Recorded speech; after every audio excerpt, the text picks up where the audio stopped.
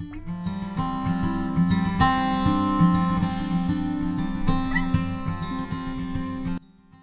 was last Christmas. We got matching outfits because Christmas is my favorite time. This was probably my most recent picture of me and Lyric. She's my little sunshine. I don't know. I love her so much.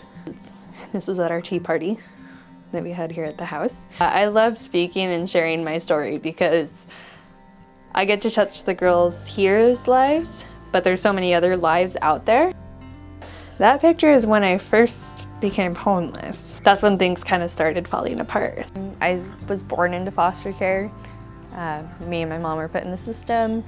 My mom left and I was adopted, abused for 10 years, and at 16 I ended up back in the foster system. In that abuse, I wasn't really taught life skills. In the foster system, I wasn't really taught life skills. And then when I got out on my own, I aged out. Had to move out of my foster home when I was 18 and moved into a transitional housing. They thought I wasn't a good fit, and I'd been hanging out with all the homeless people in Atascadero at the park because they accepted me, and they were the only ones that I could find for support. And so this was me hanging out with them right before I got kicked out of my place and became homeless like them. At that point I was still happy because I felt accepted. Where I didn't feel like I fit in anywhere else, and they wanted to include me. And ended up dating one of the guys, and he introduced me to meth and weed and all that. So I was 18 when all that happened. I was homeless from 18 till 22. There were things like slushies at Circle K for some reason were a big thing. One, because I craved them because I was pregnant. Two, it was just, I think for a year, like any time I was in Atascadero, it didn't matter where I was, 3 miles away, across town, just a couple blocks away, no matter what, I always walked to Circle K to get a slushie. Because one, they were cheap, they were only $1, so like I could afford it. And then two, it was just the ritual of that's something I did, you know? I stayed in storage units. At one point I was lucky enough to stay out in a trailer out on Airport Road. No power, no water, anything, but had a bed in it, you know? That's kind of all you want when you're pregnant. I spent a lot of time in a tent. We had an air mattress, me and her father, that we stayed on the side of an on-ramp, and we'd go over to the gas station when it closed and filled up an air mattress. We had gone and seen like all the sofas that are out for sale or pick up for free, took the cushions so we could put that under the air mattress because it deflated within about 3 hours. And that way I could try and be comfortable, as comfortable as I could get. She ended up in the system nonetheless. So my daughter was taken. I went to jail for a few days, got out, homeless all over again, trying to get my daughter. 10 days later, I relapsed because it was Christmas, and I used that as an excuse because, you know, I miss her, and couldn't get out of it again. Didn't have anywhere to go, but I was trying to cover up that like I was on the streets and stuff, and I used it as an excuse to keep using. She was adopted out about a year later because a year before she turned 1, I found out I was 2 months pregnant again with my second one. And I just I signed my rights away because I couldn't give her what she needed. She was way better off. I had met the people she was with.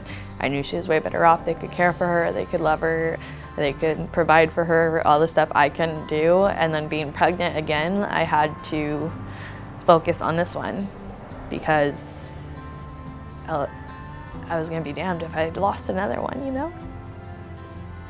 I couldn't do it again. I had to do something different this time.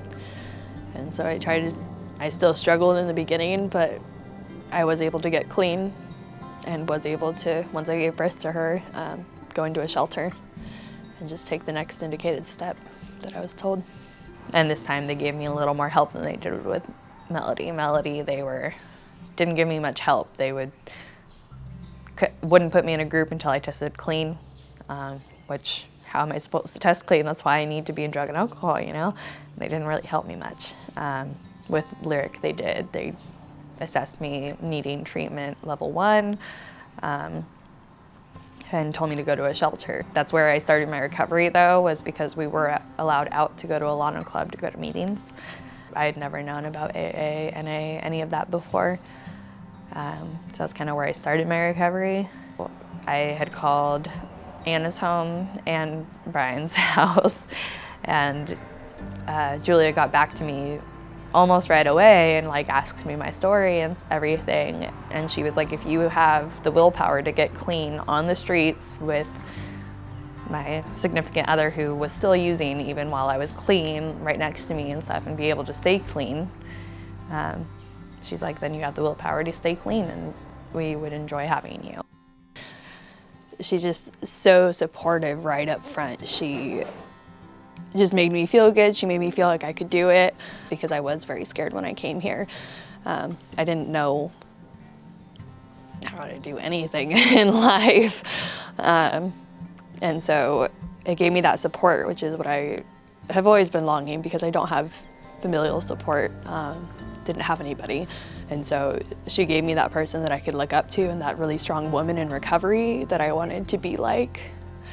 And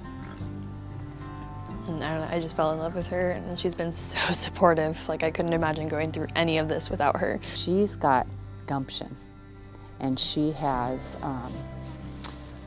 perseverance, and so showing the women that come into Anna's home that, hey, this is where I was, so you too can do it, is really powerful. I come with it through empathy.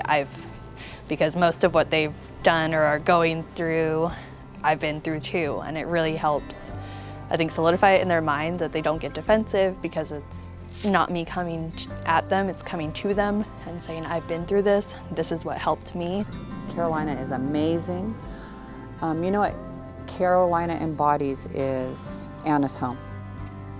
She has gone through the programming herself, and her heart's desire is to help other women.